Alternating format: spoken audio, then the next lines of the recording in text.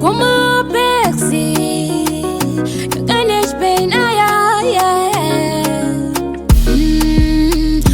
nini naspira kuzinini pisa shoko ndorisvitsa zvina basa chero wakaenda nekuchita sepamwe pacho handini ndaikujuta exi wangu poere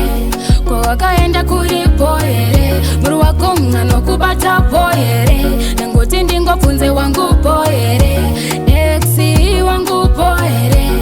kwawakaenda kuri poere muri wako mwana kubata poere nangoti ndingobvunze wangu poere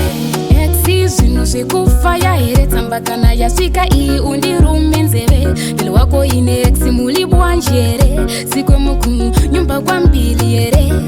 exi nakuri sei seningati yesi anzikepele tuveka kutamba chesi nangokufungawo nasasvisizve mechi izvi exi wangu poere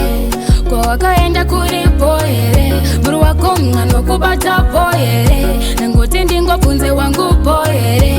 exi wangu poere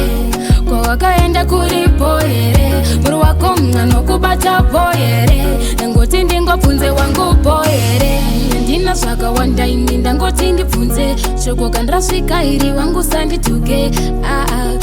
mibururu marovarova kubva maita kunge mombe yakaenda usina sora nini naspira kuzvininipisa shoko ndorisvitsa zvina basa chero wakaenda nekuchita si pamwe pacho handini ndaikujuta exi wangu poere kwawakaenda kuri poere muri wako mwana kubata poere nangoti ndingobvunze wangu poere exi wangu poere kwawakaenda kuri poere muri wako mwana kubata poere nangoti ndingobvunze wangu poere exi wangu poere kwawakaenda kuri poere muri wako mwana kubata poere nangoti ndingobvunze wangu poere exi wangu poere kwawakaenda kuri poere